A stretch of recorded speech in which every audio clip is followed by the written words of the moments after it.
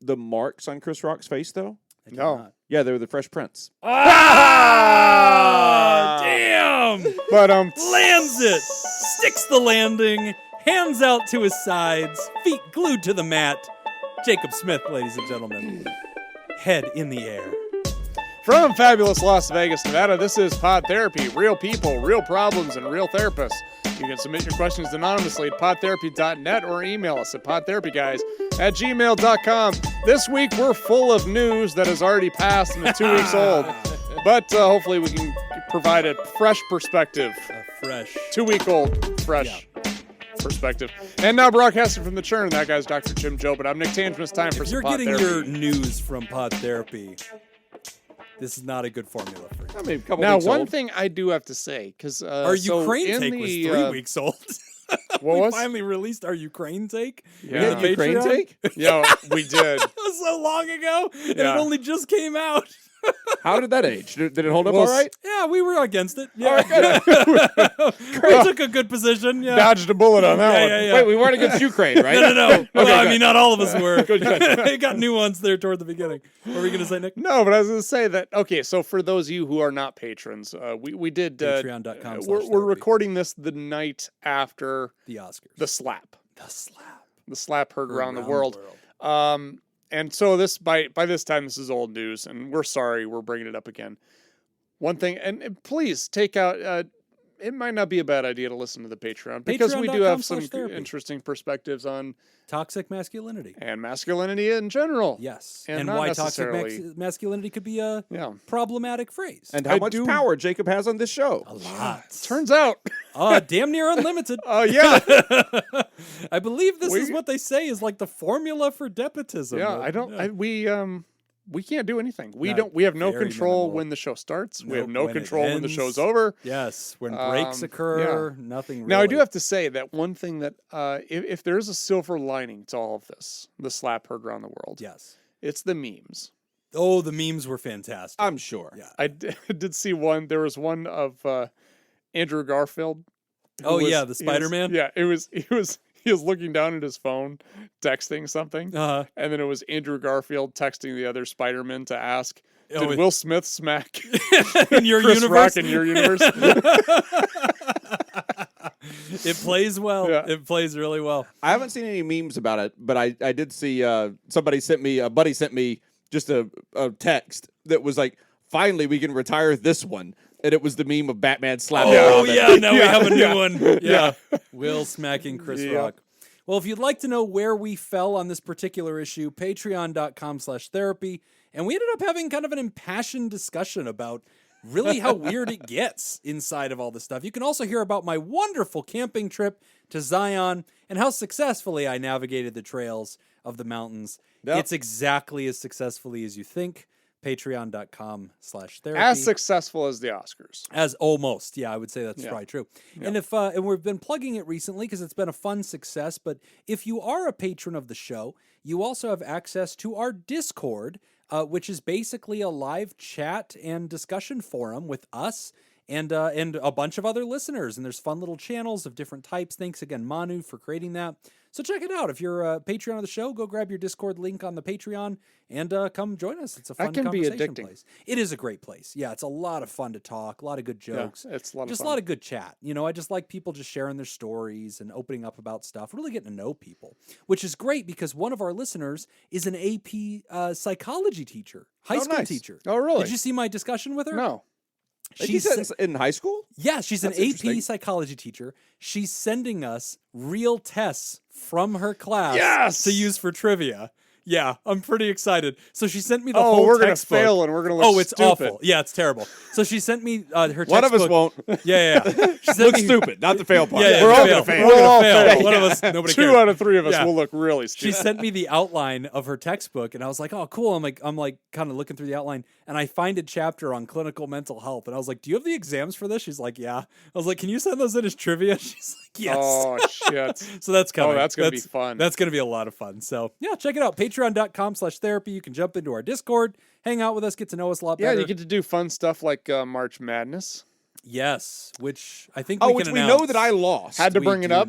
Yeah, we know that I lost. You did lose. Which that just goes to show you what any kind of research. Yeah. We'll get might to- have helped. I actually looked at no. This is the first He year did that I've done research. any Oh, research. you did the research? Did research. It wasn't worth a damn. No, I was much worse with the research. Well, there was a lot of upsets. There was a lot of upsets this time around. I picked a lot of upsets. Yeah. and still just crushed didn't me. come back to you. No. So as we record I picked the this wrong upsets. on March 28th, you and I are still in the running to see No. which one of us will get No. ahead.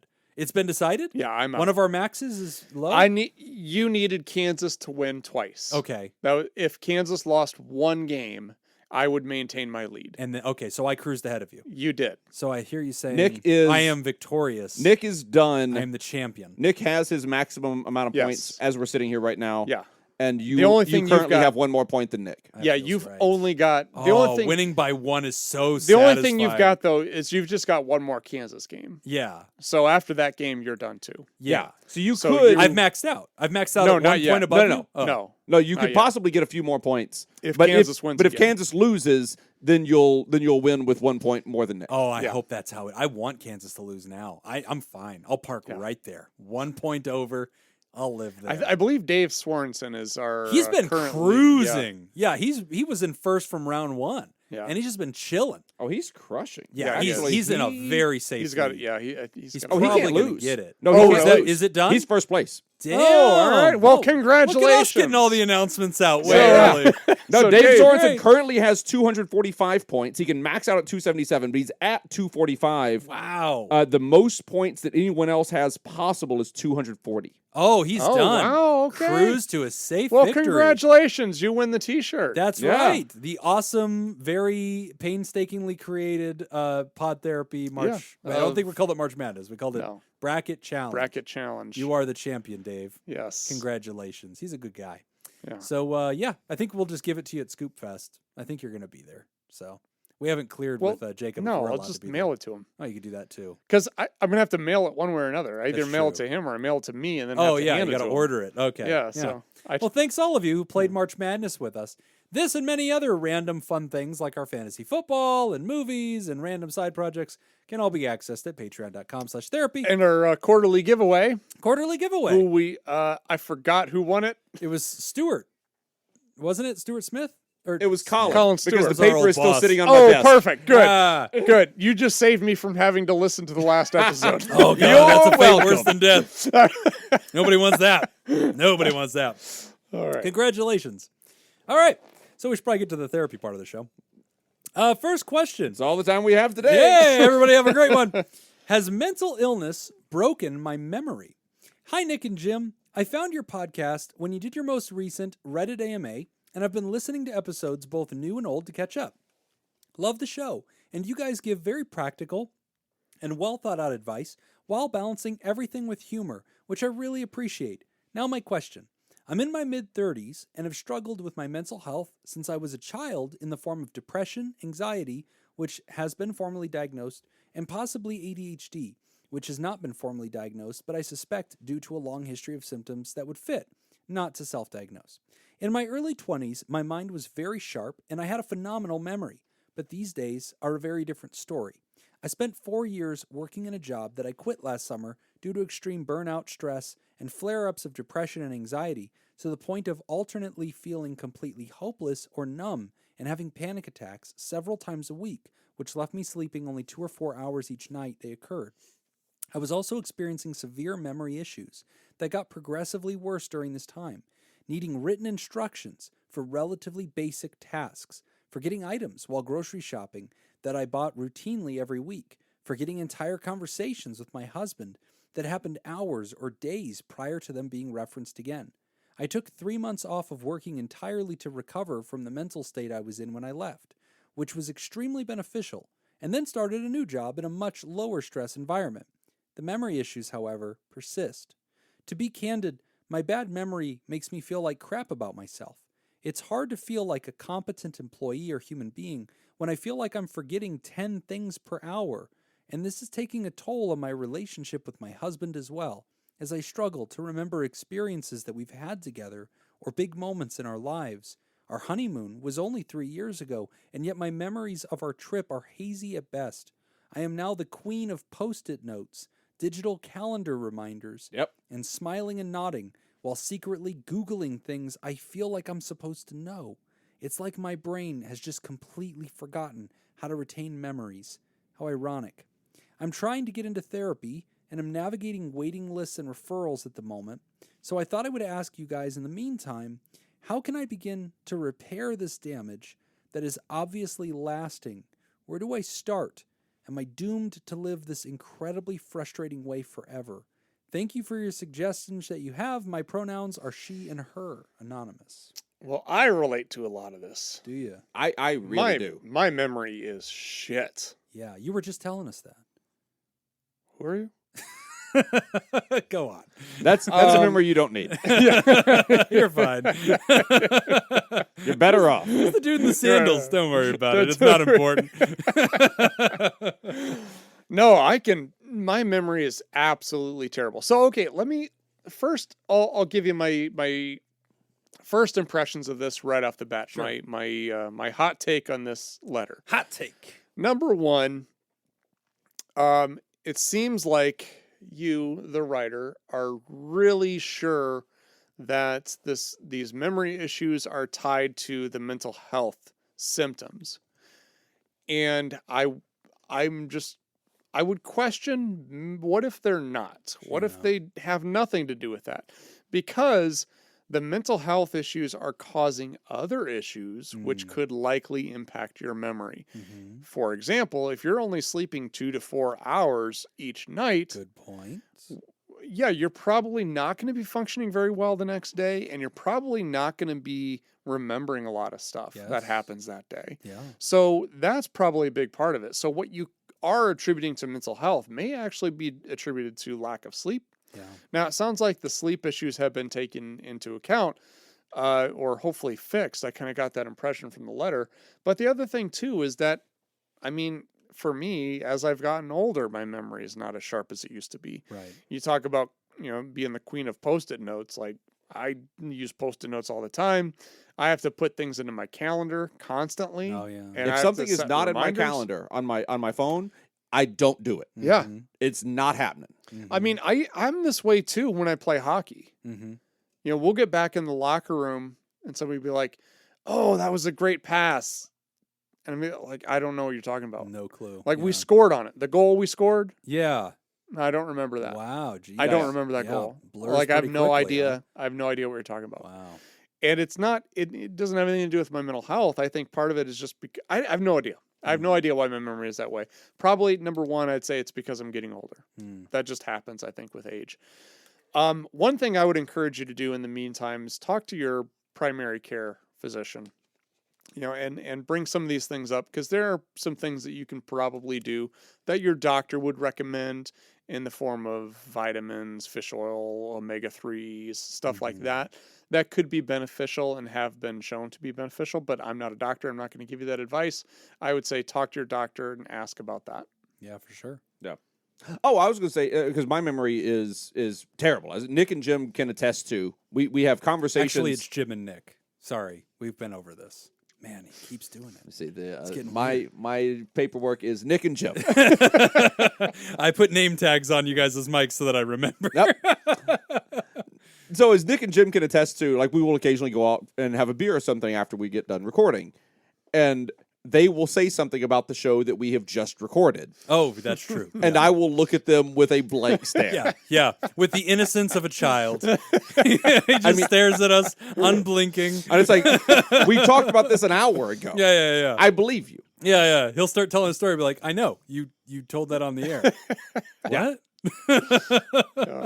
And Very so, true. I mean, I relate to you as far as the memory stuff goes.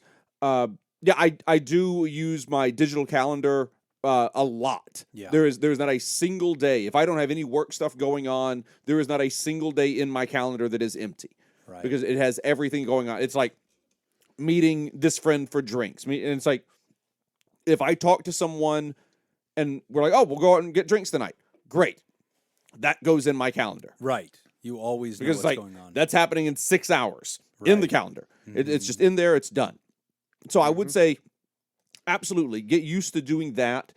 I also do a lot of pictures. Oh, okay. And so the stuff like your honeymoon and stuff like that, I do a lot of pictures, and I use the for me, I everything I use are the Apple products. So I have the iPhone and the iPads and my MacBooks and stuff like that, and all of my pictures float among all the devices.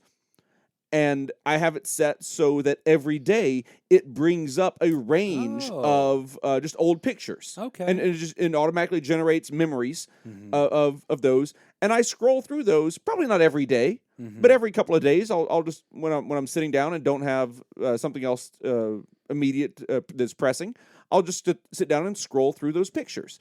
And that reminds me of things. It jogs my memory and things like that. So I try to be active about retaining memories, and so that's a suggestion I would have for you. Is really be active about doing that kind of thing. My last suggestion would be, don't worry too much about it. Try to not be so concerned about this. People have memory problems. This is not new. This is not unique to you. A lot of people have memory problems. My wife is now at the point where she just makes fun of me for my memory problems, and that's fine. You know, my wife and I have been together longer than it sounds like you and your husband have been together. But so she's had more time to get used to that. She's had more time to acclimate to that. But I'm sure your husband will be loving and supporting of you, no matter what, as far as that is concerned. But I mean, we are at the point now that my wife will introduce me to someone, and she'll just say flat out, "Do you know this person?" Yeah. She'll not do it in front of the person because she don't want to embarrass the other person. Does she do it like the mafia? Does she go, "This is our friend Rodrigo"? Very, very close to that. Yeah, Cosa Nostra. Closer to that than I think that you think it is. Yeah. No, and she will like quickly, like if somebody's walking up to us, she's like, "You know this person? It's so and so from so and so. You met them at so and so." And like she'll give me a quick little rundown. What a great as the person is walking sidekick. over to us. That's great. I noticed she did this when we were over there last time. Yeah. Because she's like, okay, this is Jim Jobin. You do a podcast with him. Yeah. You know, you don't like him. Yeah, you This don't is like Nick. him. You like this guy. Thanks. I can This is kind of Laura. tell which She's one the I only like. redeeming factor. Yeah, this is Laura. You kind of think she's a Nazi, but you're mostly kidding. Don't take it too far. Got it. Thanks. You're gonna make this guy an old fashioned. You're gonna spit in it. Make sure you hand it to that guy. I do agree though that like this sounds scarier than it really is. I think there's a lot of things. It allows you to be surprised more often. It does. You get to rewatch movies. You can hide your That's own wonderful. Easter eggs. No, if there is any movie that I wish I could forget and rewatch again for the first time, Yeah.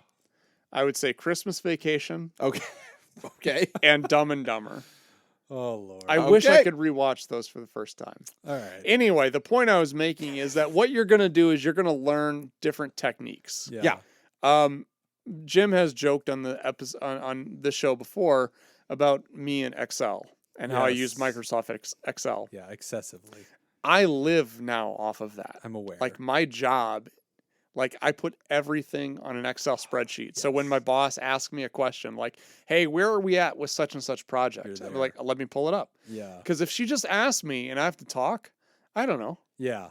I don't have know. a thinking I machine for I this. honestly, yeah, exactly. Yeah, I don't need to remember anything. It's like the movie Memento. Yes, right? Like yeah, I've just created a system. You have a system where That's I right. don't have to rely on my memory. That's what Einstein said. They asked him what his phone number was. Said he didn't know. And they said, "How do you not know that?" He goes, "I wrote it down. I know where to find that. So it's fine.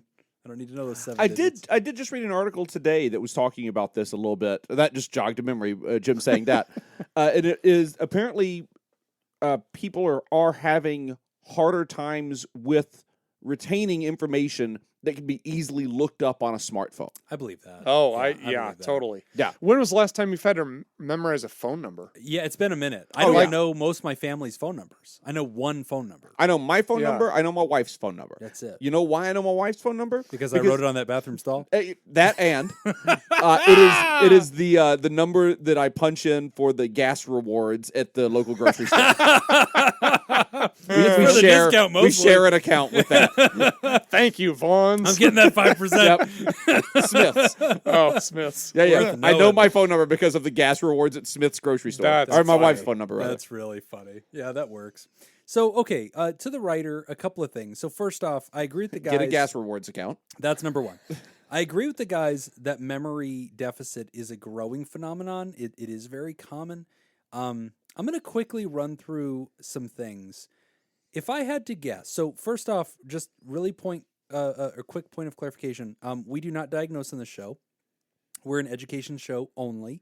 And so if we use diagnostic words, we're not diagnosing you. We're giving you leads to further investigate and think about.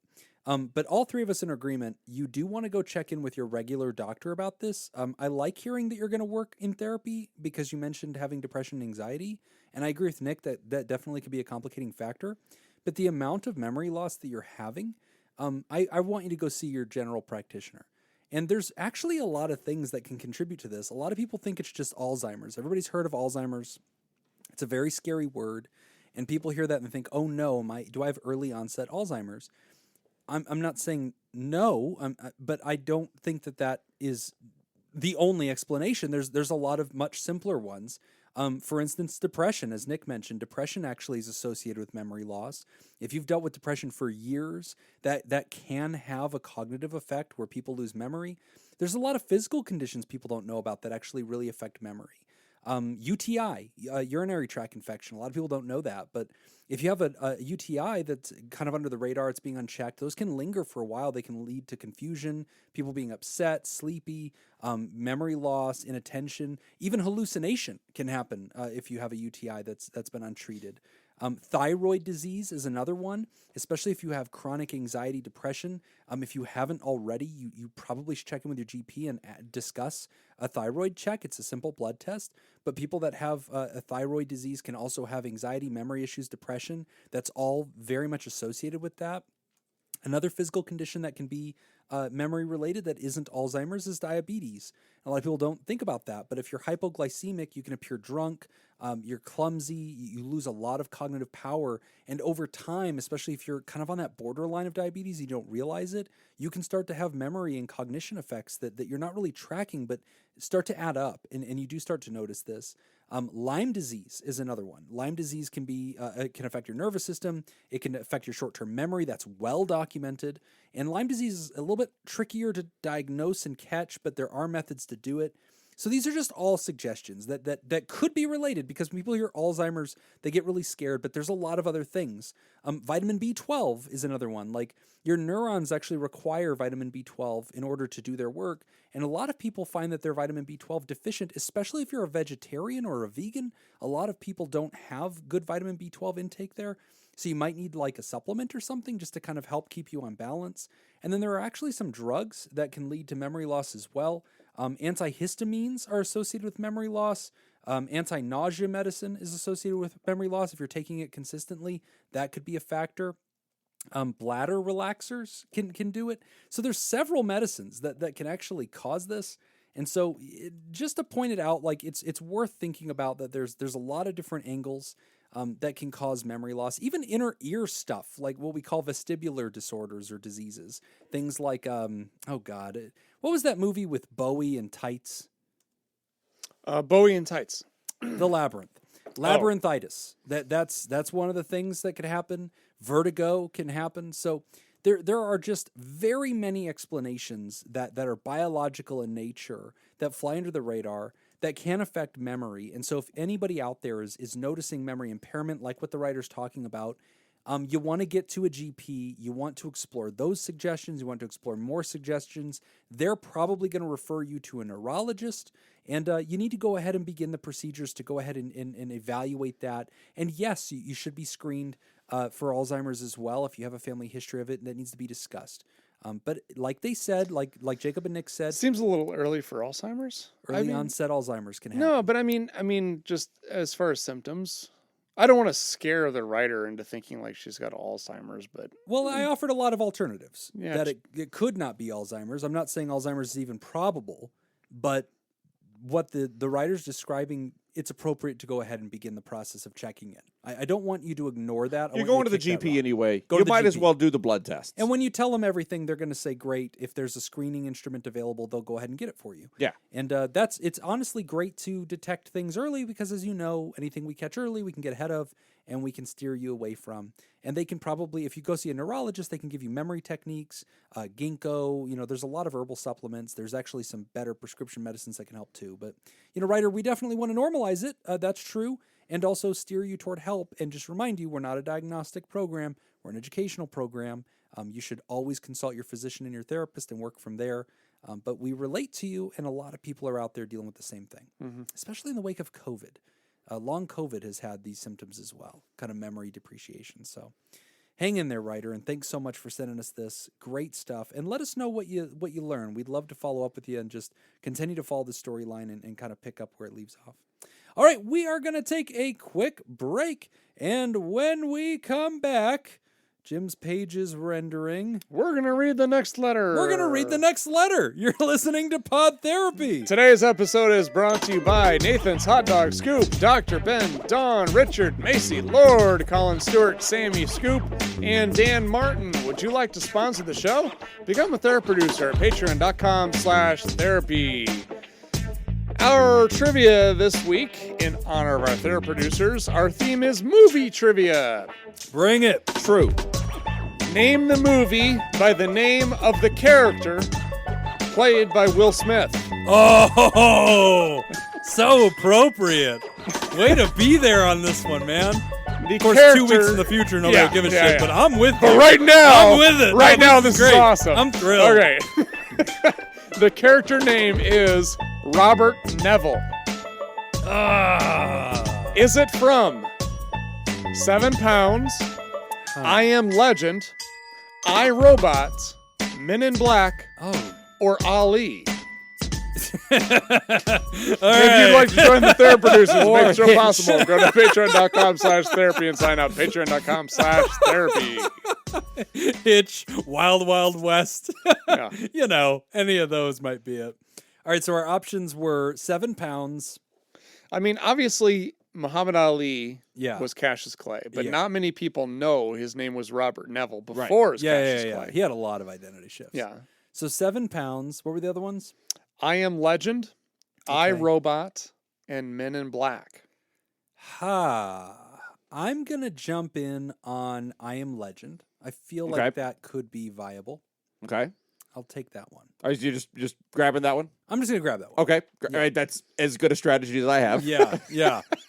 I mean, I think I can throw away Men in Black because I think Robert Neville would have been memorable. I think Men in Black, because he was Agent J in Men in Black, and I think his name started with a J. It was James something. I remember that. I remember it being James. It was Men in Black, I, Robot, that was one. Yeah. 7 Pounds was the other one. I think 7 Pounds is the other best option. I don't remember 7 Pounds at all. I never saw 7 Pounds. But Robert Neville... I'm pretty sure it wasn't iRobot. Yeah, I feel like he would have had a more action guy name than Robert Neville. Are you kidding me? There's a more action guy name than Robert Neville? I mean, Bob Neville. That's just... Bob Neville. Bobbert to my friends. Yeah, iRobot's out. I'm kicking iRobot out. Throw that one away. I'm kicking Ali out. I'm taking I Am Legend because he's like a hematologist in I Am Legend. I'm saying that it's a trick question. It's Hitch. That feels right. Option F. I'm taking, okay. Final answer? I'll go I Am Legend. That's fine. I took I Am Legend. Oh, okay, fine. I'll do 7 Pounds. Take 7 Pounds. You should have taken I Am Legend. I'm you sticking with I Am Legend. Yeah. Oh, it's a tie! Son of a bitch! So that was right. I don't think I've even seen 7 Pounds. I never saw that either. I saw it once. I don't like sad movies. Like also Pursuit of Happiness was another one. Oh, that was a great that's a good movie. Oh boy, that was a tearjerker, man. Yeah. I had a hard time watching that. I can't do sad movies. I need to just do happy cartoons. Or like he's like a guy who finds like aliens and like they save Tommy Lee Jones. Like that sounds great. Great. That's what I need. But I can't be doing like sad. You need movies like Battlefield Earth. That's what you Battlefield need. Earth. That was hilarious when Jacob sent us the review, the Roger Ebert review. I read the whole thing. It's funny. Something popped up out of nowhere in my universe. I ended up looking that up, and it is a read. Like that is a really good read. Just the first 2 paragraphs are so worth it, and then he gets into like describing the movie. The quote that I sent you was, "It's like taking a bus trip with someone who has needed a bath for a long time. It's not merely bad, it's unpleasant in a hostile way." That is Roger Ebert's review of Battlefield Earth, which Jim still contends is not a bad movie. It holds up. God damn it. It's a good movie. It's just not. Holds up to what? I mean, historically, it was fun sci-fi. I believe it doesn't even hold up as far as like movie making goes. It was poorly made. It's poorly written. It's poorly acted. Wrong it's just side poor. of history. Wrong side. I just don't appreciate good cinema. It didn't make money. It only lost money. That can't be the test of quality. No. I listed a lot of other things that are the test of quality first. There's just I'm just none. throwing that in at the end. Show me the metric that it's successful. It Probably a has shorter not conversation. won in any category. One in my heart. One in hearts and minds, my man. Yeah. And in Heart hype. and mind. And in hype. It has Singular. 2 Oscar Award winners in that thing. John Travolta For that? and Forrest Whitaker. For Battlefield Earth? No, but still. Back up, Jobin. 2 more award winners than a lot of other movies. Journal Therapy for Beginners from Whitney. Hi. I know that throughout the podcast, y'all have talked about journaling and how much it can help. My question is, how do I even get started? I've Googled Journal Therapy for Beginners, but it still seems like there's an important piece of information to start that I'm missing.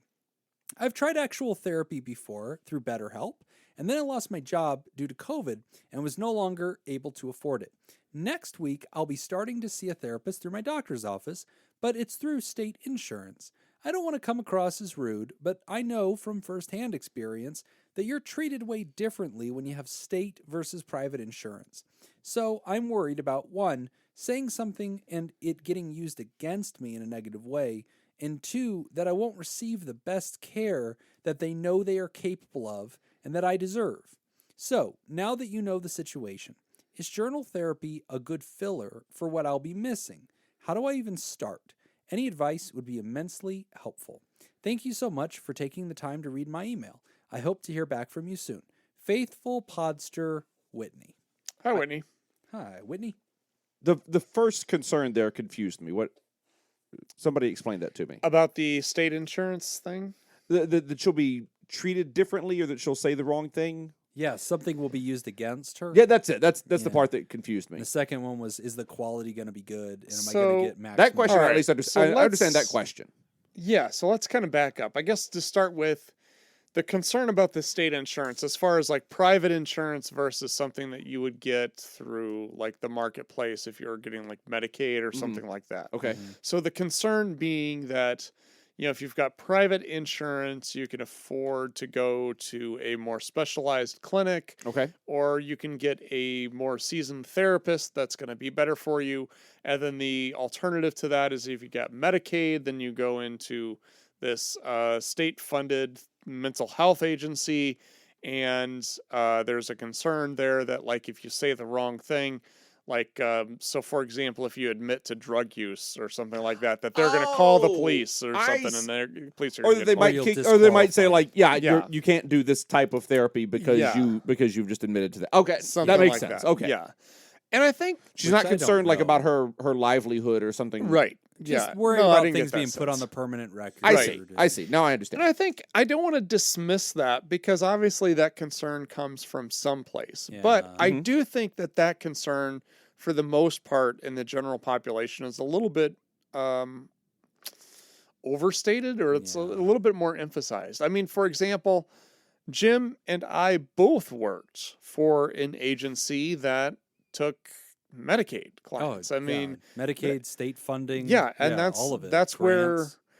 where everybody starts out. I mean, Yeah. every great therapist that you can think of, most of them probably started out doing Well- some kind of work like that.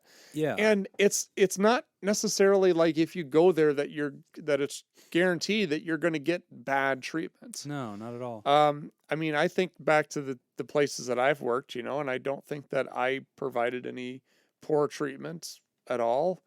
I think there were some things that I think the organization could have done differently, definitely. Well, it you know, also very but- much depends on the state. Like, exactly, I yeah. remember in a previous episode, I had talked a little bit about state insurance and Medicaids, And in our Patreon, Ulrika had reached out because she has worked in a behavioral health company. She does now. And so she was kind of chatting with me about, we were comparing notes. What does Iowa look like? What does Nevada look like? And she was very confused by some of the things I had said. And I jumped in and kind of explained to her, like, hey, I think one of the things that you're different about is in Iowa, Medicaid pays out to the therapists at the lowest possible rate, and the insurances are better. In Nevada, that is not the case. In Nevada, most therapists would love to take fee-for-service Medicaid. That is usually the one that will pay them actually the better rate, and it pays them weekly. Whereas a private insurance, you're rolling the dice. You could get half what Medicaid pays you, and you might not get paid for months, which I don't know how most listeners live their lives, but I'm not sure if your employer just didn't give you a paycheck for months, how you would get your bills taken care of or do daycare for your kids. 1st of April, I hope to give you a check by We'll July. get you by July. Yeah, exactly. It's kind of a problem. So Medicaid actually in Nevada, and this is something that Ulrika was like, oh, wow, okay, so it's definitely different. I was trying to explain to her, like, yeah, please don't misunderstand. When I talk about Medicaid in Nevada, I don't mean that's the crap insurance. I mean, actually, that's kind of the better one in Nevada parlance. In a lot of ways. Yeah, there's going to be some know insurance what it's that gonna pays $40 more, but you also are rolling the dice on whether you ever get paid. And you have to do weird pre-authorizations and debate with people, whereas Nevada Medicaid's kind of like, whatever, we answer to the people. Like, it's politically always in our best interest to, like, serve the public. So go ahead, treat people. So it's chill. Right. So I would argue with the writer's first perspective or second perspective there that you're going to get bad quality. I don't think that's true, but anybody out there who, and this is, we've had people write in with bad experiences as therapists. I'm not going to defend every single person in the profession. I will tell you this. Every single medical provider I've ever met will give you a effort if you prepare and you understand a little bit about their profession and you engage with them and ask questions about what they're doing, how they're doing it, and things about them. If you seem like just a passenger in the car, they may kind of doze off and not pay as much attention. And that doesn't mean they're not going to do their job, but you're not going to get maybe maximum effort. But if you pay attention and you call out the best version of them and ask them questions and be engaged, more often than not, they're going to lean in with you and be like, okay, this person means business. This person's paying attention. They're asking questions. They want to know about what my treatment plan is. They want to know what my intake says. They want to know what kind of diagnosis they're getting. They're asking real questions. They want to ask, they're asking me things like, how do you think we can solve this? What do you want me to do? They're saying things like, hey, just so you know, I'm a homework-driven person. You give me homework, I'll do it for you. And when a therapist hears that, we wake up inside and we go, oh, you mean business. Like you're for real. You're taking notes between sessions and you're showing up with things on your mind, on your heart that you're preparing yourself to discuss with me. You're asking for guidance and you're doing what I tell you to do. You show me that kind of engagement. I don't care who the therapist is or where you found them. They're going to bristle because this is what they train for. They love working with that population.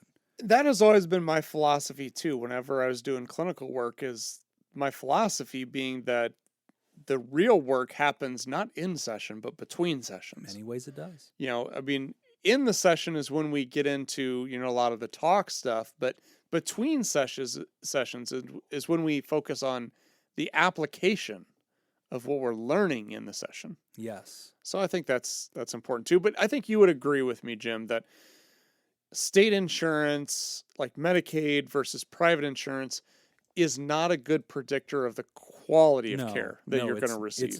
It's not. You're going to find, so like if you just go through the hierarchy of therapists, as a general principle, a student is the least possible experienced, and you're going to find them mostly in universities or volunteering at clinics where they're earning their hours, and either they're going to be free or very low priced. They won't be covered by any insurance because they can't be. They're not licensed.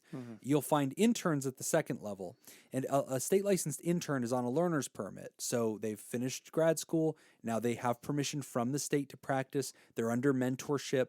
And they're practicing, but they're on a learner's permit. So like a residency type thing. Kind of like a residency. So they're in their first 2 to 3 years. They still have to sit for exams, board meetings, things like that.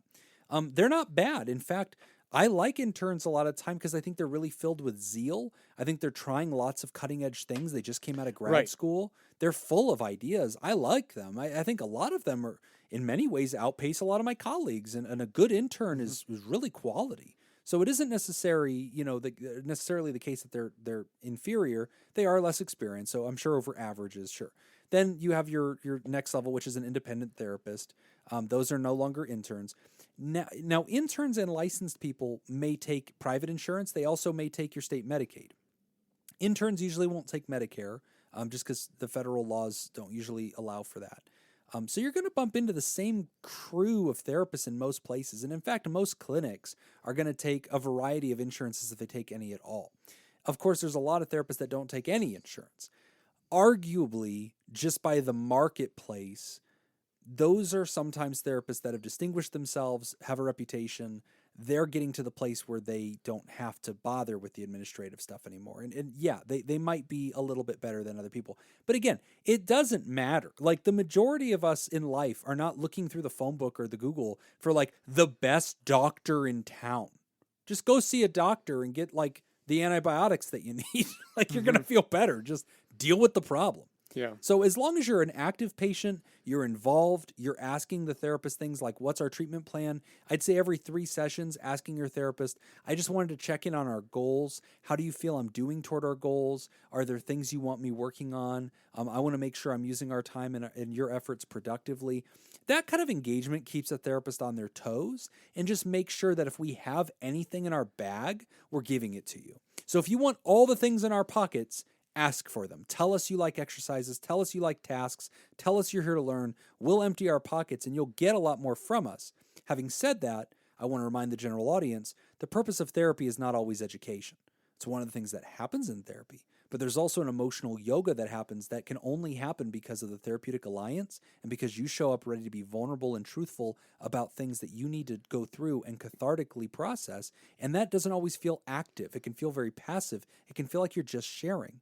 And that actually is one of the most productive things that can happen in therapy. So I don't want to discount that and say, oh, just shake this, keep hitting this therapy piñata until the candy of knowledge falls out. It's different than that. Like, you also need to be interactive, and I think that's good too. Now, the role of journaling in therapy. Before we get into that, though, you should go to a therapist that has a piñata. As a general rule, those are the quality ones. Yeah. If you don't see a piñata, walk out. Turn around. Walk out. That's the first thing you I don't need to ask. be there. Yeah. That's Which way is the piñata station? Oh, Yeah. you don't have one? Do I have to bring my own blindfold, or do you supply that? I just want to make sure I'm prepared. And for the first meeting. if they look confused when you ask that, slap them in the face. Yeah, you know right what? across the face. That's just an insult to Jada. And you can't stand for that. Pretend that they said something about your spouse being in a Demi Moore film and just slap the shit out of them. That's what it means to be a man. Yeah. Patreon.com/therapy. But I don't think that they need any qualifier to understand that little tangent right Let there. me sell the Patreon. I feel like everybody got it. Gotta fund the show. So the role of journaling. Journaling is an ancillary activity. It's and I don't want to minimize it. It's very helpful. But it's not a substitute for therapy. No. So I do want to make that clear. Yeah. It's not therapy. It's not intended to be therapy. It's very much self-guided. And one of the great things about therapy is you get an outside perspective in your life. And sometimes that's very difficult to get through journaling, because journaling is so introspective. It's not an external perspective. So it's not a substitute. But if you're into journaling, let your therapist know. They might have some guidance and some coaching. Absolutely. I would think they would. Yeah. There are many guided journals, and I'll confess I'm mostly disappointed in a lot of the selection. I've flipped through a bunch of them. I've tried to do some research on them just to make recommendations to other people. There are some quality ones. Generally, you can just follow the reviews. If you just get into Amazon and stuff and you check the reviews, you'll generally find that democracy prevails and quality stuff rises to the top. But I'll tell you the truth, Ryder, I don't know that I would even ask you to do guided journaling right now to supplement therapy. Instead, I would really want you looking up a workbook to go along with whatever issue you're there to work on. So let's take anxiety, for instance. If you said, yep, I'm getting ready to do therapy for anxiety, I'd meet with a therapist. I'd ask them what their thoughts are, if they have any materials they would like you to go get, because they may say, yes, thank you for asking. I want you to go get this workbook and we're going to do it. But let's say they don't really have any suggestions. Then I would want you to type into Amazon or into another search, basically like anxiety workbook. And if you do that on Amazon, you're going to find a lot of them, but you're also going to find Dr. Aaron Beck's The Anxiety Workbook, the guy who founded cognitive behavioral therapy. Which I have a wonderful bootleg copy that I've actually sent to lots of people. But, and I've actually put it up onto the Patreon as well. But a great way to just access great work. And like, I would want you working through that and doing that chapter by chapter and bringing that back with your therapist, letting them see what you're working on so they can kind of get ahead of you and go, okay, I know which skills you're practicing. And then they can be driving that home. So that's a great way to supplement it. I like journaling as a feature. I think some people benefit from guided journaling. I think it's great, especially when you just can't find anything else. I like people being self-evaluating. I think that's really helpful. And really at that point, it just becomes down to consumer choice, like finding things that resonate with your demographic. Sometimes you might be like, oh, this is like a ladies' journal, like that appeals to me, or it's a teenager's journal, that appeals to me. Find things that other people in your demo would probably say they like too. Yeah. And if you're into bootleg copies of books, I've got a bootleg of Dad Vice. You know what? You're probably not What is interested. the title? No, go on. What is the title, Tangeman? I hate you. It doesn't I hate matter. you with It doesn't everything. matter. If I were Will Smith right now, you'd be on the floor, my man. No, Jim, what are you doing? You don't talk about Jada. Ow! How dare you insult my book? I'm a real man. Keep my book out of your Keep the title of my book out of your fucking mouth. We're having That reminds me, I haven't given a 1-star review to that book in a while on Amazon. Oh, yeah. You need to get on that. Fun point about writing and gym projects, though. This is exactly what I am working on this year. So my goal for the year is to create independent therapy content that people can download and start using. And so I really want to create guided journal materials. I'm creating the merit badge stuff where I'm creating different series of activities and interactions and exercises and lectures that I'm trying to pre-package. It's going to turn into a merit badge. Holy shit. I forgot to tell you. Yeah? Somebody already did it? No. That would be great, actually. No. I would just use that. No. This will blow your mind. I'm ready. Those merit badges, Yeah. we can get those on our store. What? No. Our store now has embroidered badges. No way. And they are the size of the merit badges. Oh, that's awesome. We can do that internally. Oh, that's fantastic. 'Cause I I had to buy know. orders of 50 to even Oh, get no, the stupid fuck badges. that. Oh, I'm going to send No. you all the designs. Yeah. That's great. Yeah. Oh, that's so cool. Yeah, we can do that all internal. Shut up, Jacob. We're having a moment.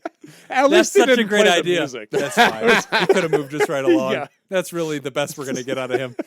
Well, great question, writer. And by the way, I'm working on that kind of stuff. And so one day, I hope when I get questions like this, I can just give you a website and you could just go and start doing content that I've handcrafted. And, if you like the kind of stuff that we put together and the resources we have, then I'll just put it all together for you. And you could earn a merit badge in anxiety or depression or mental health first aid or trauma or relationships or whatever. So I'm working on it behind the scenes. I just bought some new equipment that I'm going to start using to film.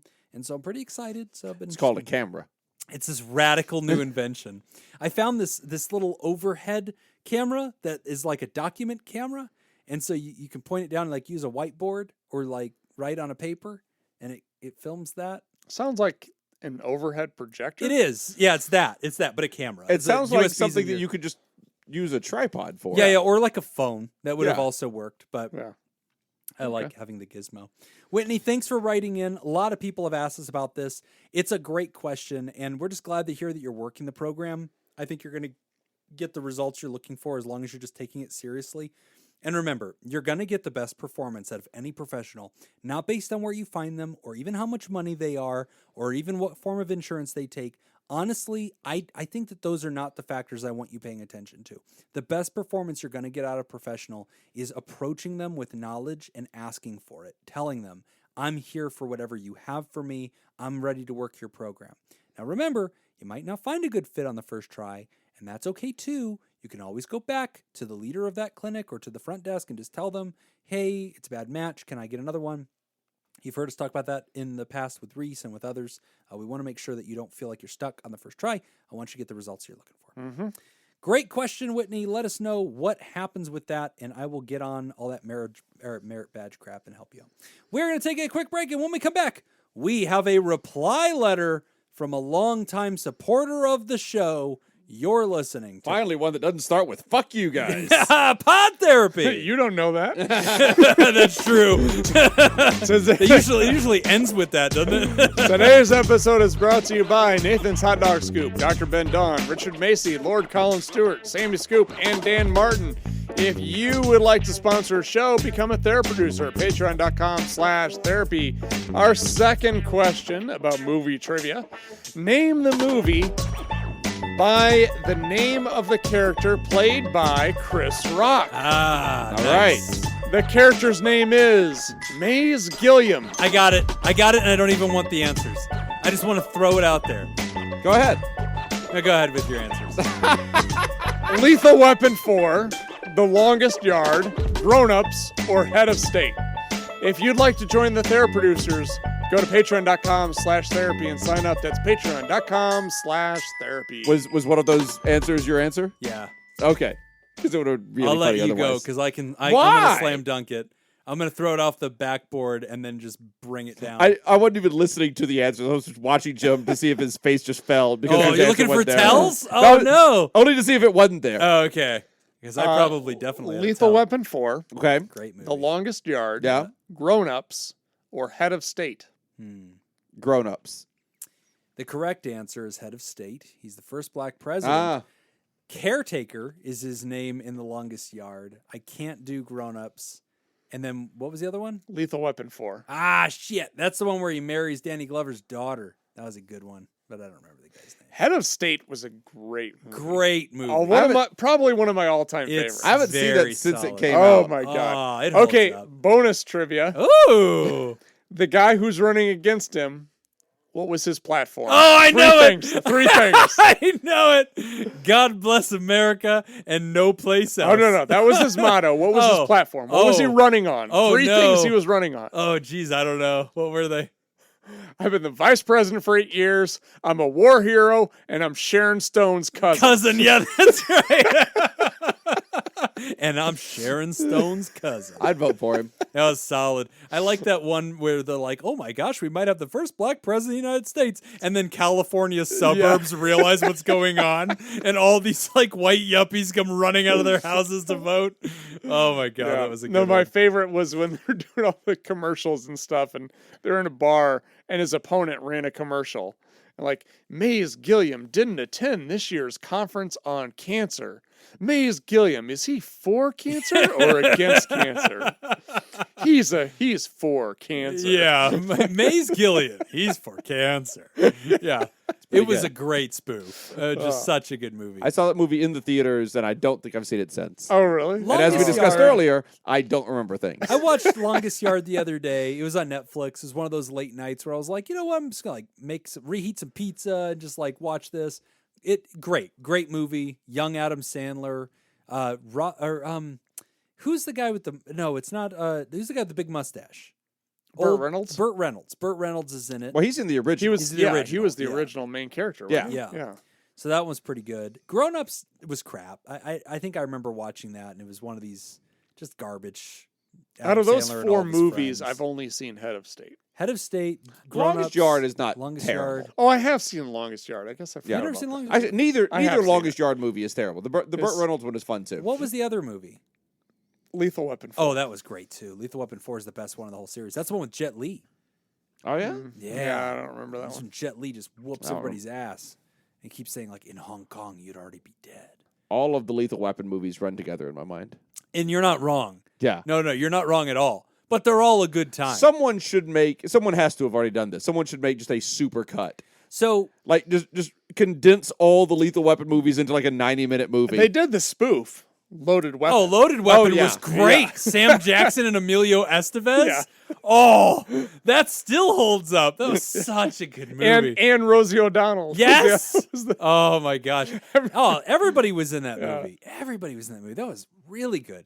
So when I was in college, my cousin, who at the time was probably an alcoholic, came up with a drinking game called the Riggs Drinking Game, in which he made Jell-O shots, and he just as many as humanly possible.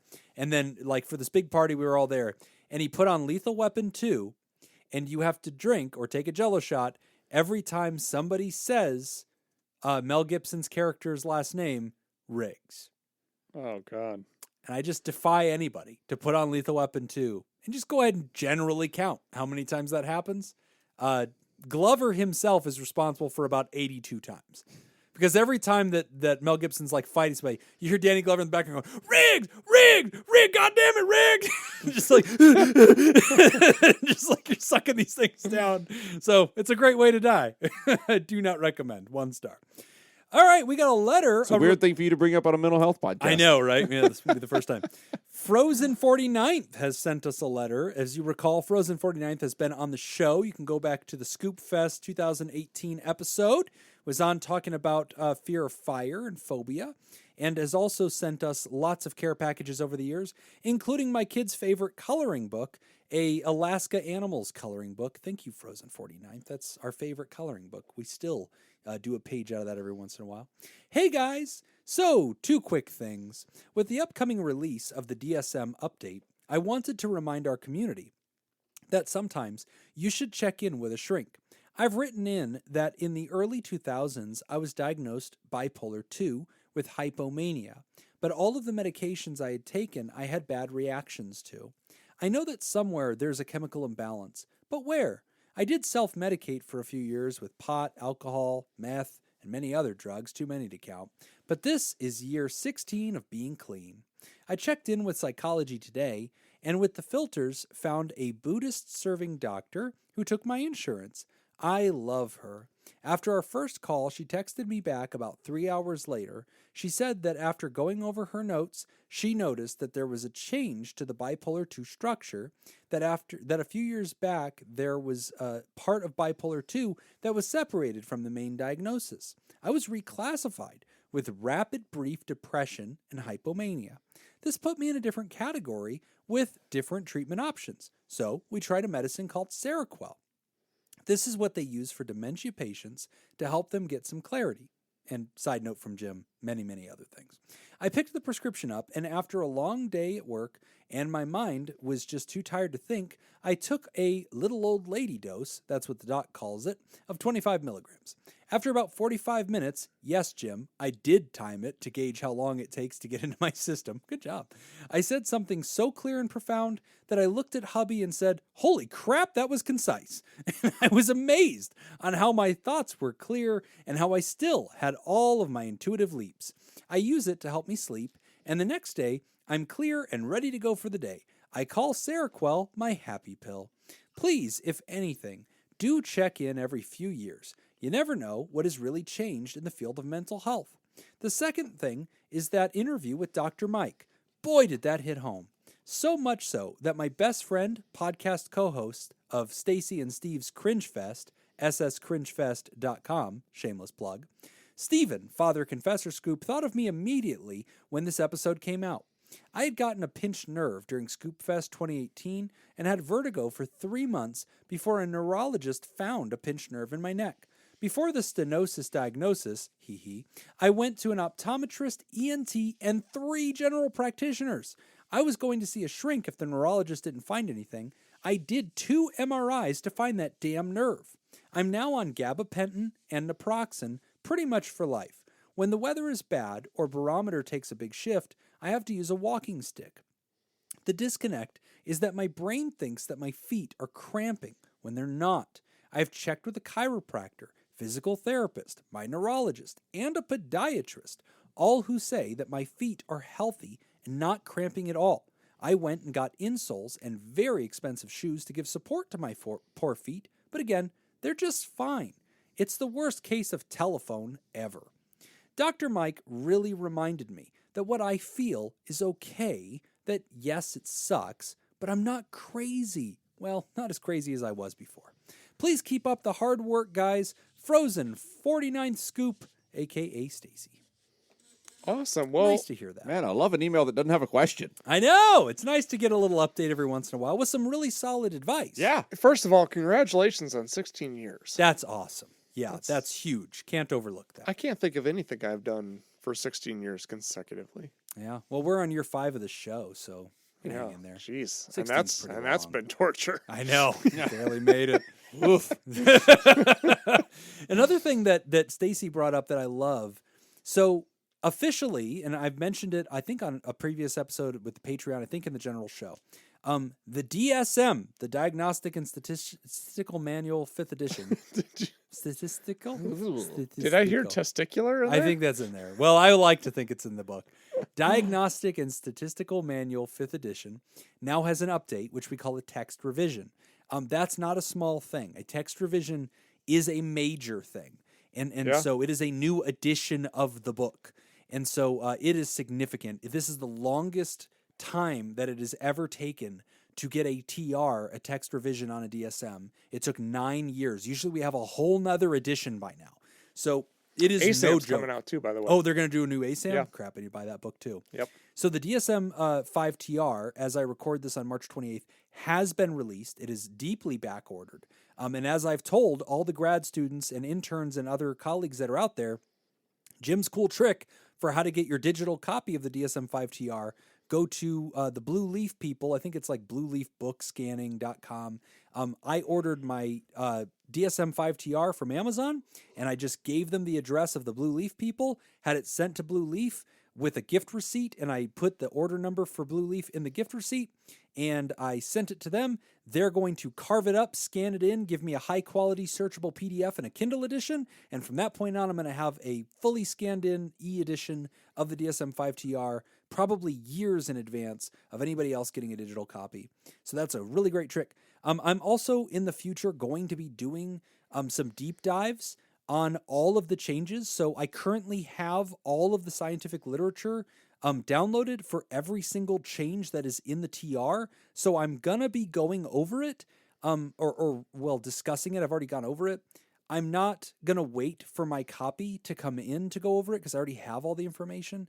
So at some point that is going to be coming out. It really is a time thing for me right now. It's just finding the time to do these deep dives because I'm going to do it topic by topic.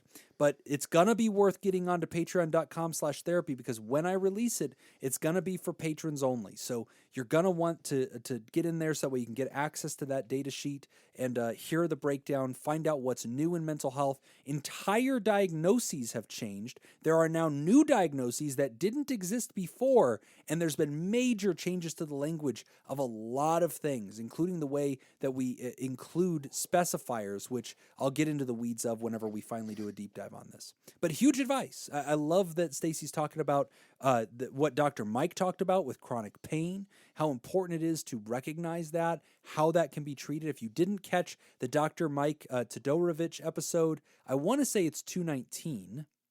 That feels right. Sure. I think it was Todoveric. Yeah. No, it was Todorovich. Didn't he say it has a Yes. It is a CH. Ta-doom. CH sound spelled with a C. Yeah. That's what it was. That was I knew it was. I knew it was one of those two. visibly it looked Yep. like Todorovich. I knew it was visibly one thing, but audibly something else. Yeah. He's our twin sister podcast, a great guy and so knowledgeable. God, that was one of the best shows ever. Like you said that day, it was like, God, I didn't even think we were doing the show. I was just learning, listening to that man talk. Great guy. Yeah, absolutely. Now, one thing too that Stacy pointed out that I wanted to highlight, is for anybody out there who has been dealing with mental health symptoms for several years, and maybe you've tried therapy in the past, and you're like, I'm not going to go back. I tried it before, it didn't work. This is a really good example of how sticking with something. The field is growing. We learn more all the time. And as we learn more, we discover new treatments. Yes. So the thing that you have been dealing with for a long time that you've been just trying to do yourself might not be a bad idea to jump back in, give it a shot and see if there's anything new, any new developments as far as treatments for the symptoms that you're dealing with. Never give up. And also, if you're struggling and you have lots of different symptoms and you're going to lots of different providers and they're giving you lots of different guesses, please be a scientist about your symptoms. Open up a notebook or a memo in your phone, write things down, how often they were happening, use a scaling system 1 through 10 to describe what was going on, notice things like what medicines were helping or times of night or sleeplessness, log everything. Create documentation because whenever you get back to your providers, especially when you're dealing with mystery problems, data helps. And if you're studying yourself, you can help us get to conclusions a lot faster. And if we get to the right conclusions, we can also get you to the right solutions. This is a good example of where diagnostics has a really important role to play in solutions. So great letter. Love it, 49th. Hope we're going to see you at ScoopFest here at the end of April. Yeah. And we have got a bunch of supporters to thank as we release this episode.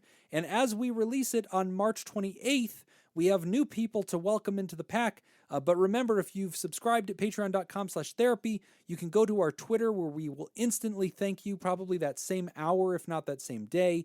That's just at PodTherapyGuys. And then remember, we will thank you on the show when we record a future episode if you recorded or you subscribed after today. But we have a new Therapal. Who is it, Nick? Emily Kirchman. Welcome. I believe it's pronounced Kirchmann. Agree to disagree. New Theropods, welcome to lovely Spark. How did you think it was pronounced? Kirschmann. Ah! Get that name out of your mouth. God. Get her name out your mouth. Sorry, Will.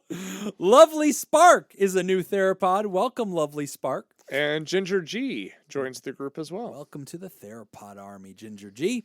And it's the first of the month, or the first episode of the month. Wake up, wake up, wake up. It's the first of the month. I want to thank all of our Theropods. I'm talking about Kate Keller, Scoopstronaut, Corey Owens, Linda Brandmeier, Lori Eltzroth, Brad Kiefaver, Christine Phillips, Joseph Pangrazio, Tracy Raplogel, Gavin Bristow, Carrie Terhark, Stacy Westerlin, Richard Bruins, Scoopy Jess, Ian Whitefall, Chelsea Saracen, Craig Little, Curtis Kiwi Scoop Hanlon, James K., Katie Chiwikowski, Don Dorr, Jim Hunter, Adam Rabiznik, spelled just like it sounds, Brooks Lyle, Okie Scoop, Matthew Nair, Three Scoops a Lady, Todd Canfield, David Sorensen, who is the champion of our March Madness Marathon. Congratulations, David, you win shit.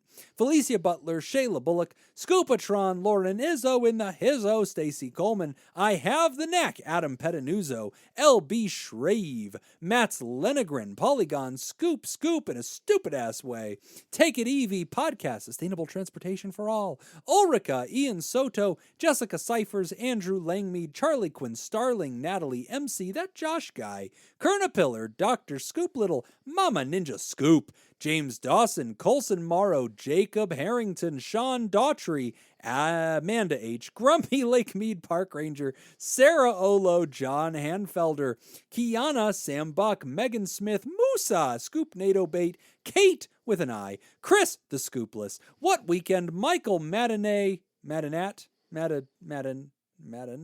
Yo Mama, Some Nobody, Lila, Ginger G, Lovely Spark, Nippy, and before we jump to Pterodactyls, as you're hearing this, Scoop Fest is at the end of the month. There's still time to come hang with us in fabulous Las Vegas. What website can they go to get their Scoop Fest tickets? Scoopfest.com. Last call to get those Scoop Fest tickets and get your flight arrangements. Come hang with us in fabulous Las Vegas the last weekend of April. We're really going to be there live and in person as long as Jacob allows it. We haven't really cleared this with security yet, so you can at least see Jacob.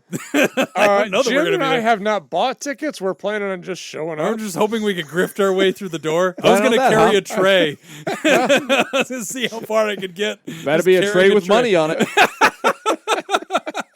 There's many ways in the doors. But also, if you're grabbing swag for Scoop Fest and you want to rep Pod Therapy while you're with us, because we are going to be having a sushi, psychology, and sake event one of the days of Scoop Fest, which we will announce as we get closer and we can clear up the calendar. You can join us for sushi and hang out with us, and you're going to want to wear your gear. And so don't forget, you can go to podtherapybaitshop.com and grab your swag. And I believe we have a discount for anybody that wants to grab that swag for the Scoop Fest. Yeah, and I had it go until April 1st, so it has expired. Nobody used that code. I can renew it. I can renew it. it. I'll renew it. Do you know the code? Yeah, Hey Scoops. Oh, there you go. All one word? Yeah. Oh, type in Hey Scoops at checkout.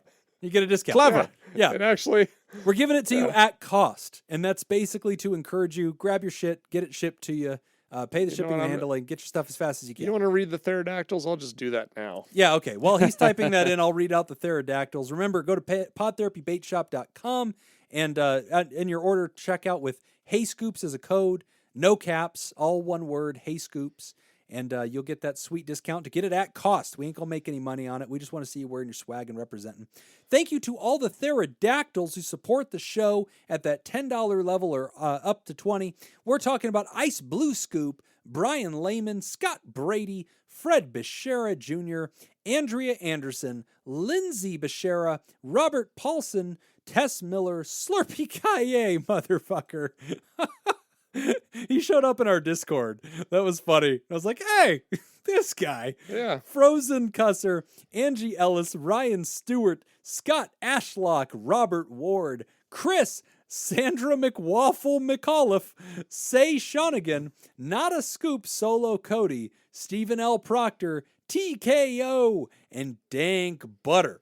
And while Nick's still working on the code, I want to thank our bosses, the Saccharin 16, the mysterious and shrouded Illuminati members of the fan club. We're talking about Smitty Scoop, Jake Schneider, Robert Brownie Jr. Mint, Kayla Lansbury, Judy Schneider, Nathan's Hot Dog Scoop, King of Student Loan Debt, Dr. Ben Don, Crazy Banana Scoop, Mason Miller, Carolyn Albert, Leon Kassab, Kevin Chamberlain, Malia, Richard Macy, Cindy Ash, Newstick, Lord Colin Stewart, Dirty B, Ben Stanley, Sammy Scoop, Sarah Smith, Adam Hathaway, Dan Martin, and Byler T. And if you'd like to hear this episode uncut and unedited, And why wouldn't you? and enjoy our spontaneous side projects, go to patreon.com/therapy. And thank you for supporting mental health. That's all the time that we have for this week's session. We want to thank our generous overlords welcoming us to Scoopfest, Matt Mattingly's Ice Cream Social Podcast.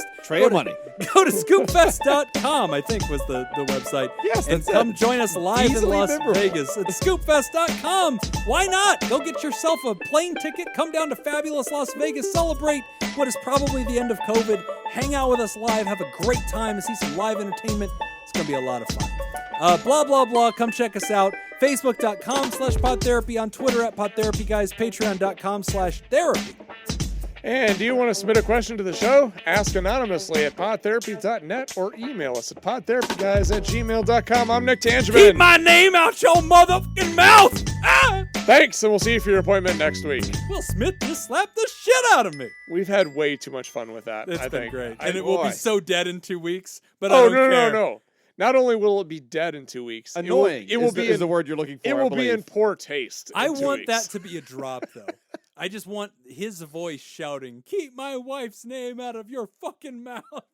Like, that's a drop. That works forever. That's evergreen, I think. Okay. We'll see. It's solid. Bye, patrons.